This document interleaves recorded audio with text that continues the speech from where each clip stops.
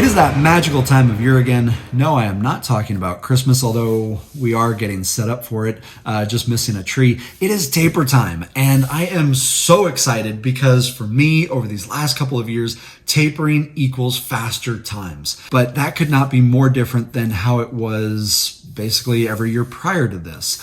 Every year prior to what I do now, it was about 2 to 3 weeks long.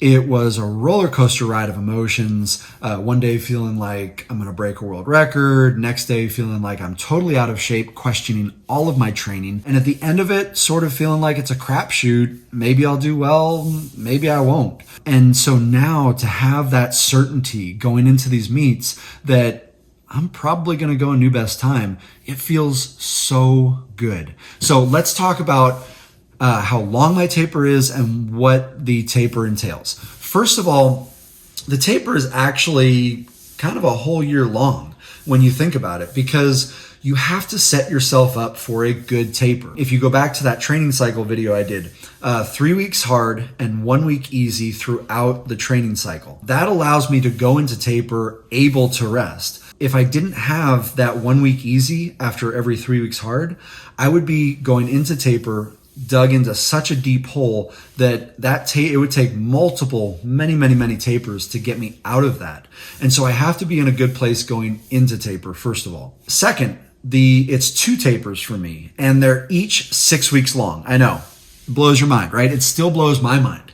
I can't believe I do 6 weeks. And that's how ingrained that thought process was in me, that swimmers do 2 to 3 weeks. And if you are doing more than that, it's too much and you're going to blow your taper. That could not be more wrong. There are many factors that influence that. Don't get me wrong. I'm not saying that a 40-year-old like me should be doing the same kind of taper as an age group swimmer. Just hear me out. There are many factors involved. One is age, right? So the older you are, the more you have to rest. The more muscle you have, the more you have to rest. I'm 6'3", 215 pounds. I've got a lot of muscle, and it takes a long time to get that muscle to recover to a place where it can race at its peak. The third big factor is what you do during the year. As I've told you, my training, it's not the kind of typical 6, 7, 8,000 yards of practice.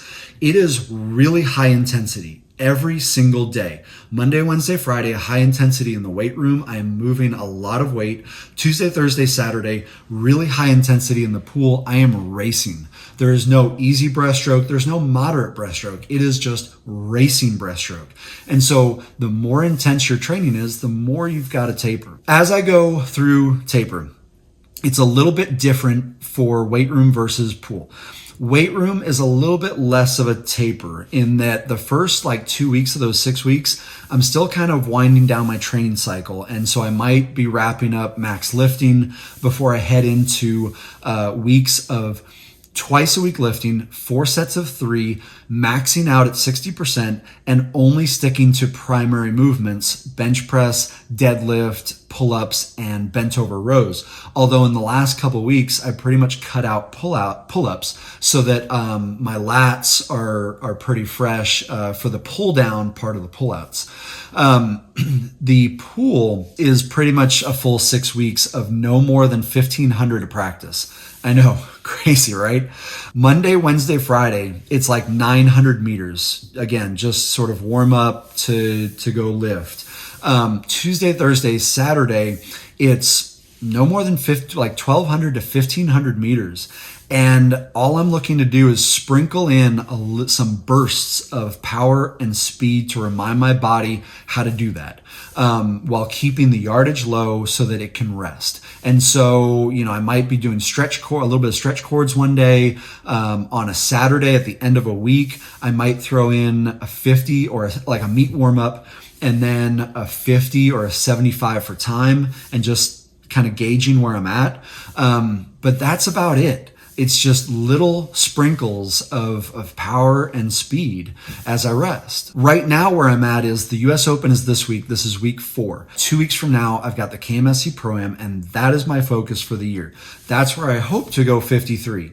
But I'm not putting all my eggs in that basket. The big basket where the eggs are going is beginning of March. And so that will be the end of the second 6-week taper.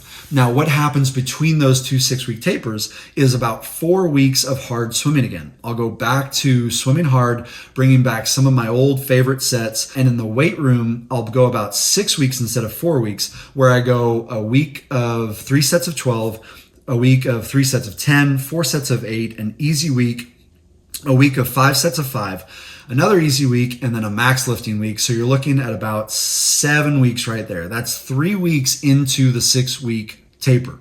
And so I'll take those last 3 weeks of the 6-week taper and go back to 4 sets of 3, lifting twice a week, maxing out at 60%, sticking to primary movements, those 4 primary movements, and then that's it. That's where I hope those 2 6-week taper periods will culminate in my fastest swimming. Anyway, I hope that makes sense. If you're on the fence about this crazy notion of expanding your taper, you don't have to jump from like 2 weeks to 6 weeks. Try going from 2 weeks to 3 weeks or 3 weeks to 4 weeks. I guarantee that if you're putting in the work and you fit some of those factors where you're older, you're bigger, you're stronger, your swimming is pretty intense, the more rest you do, the more it's going to pay off. Good luck.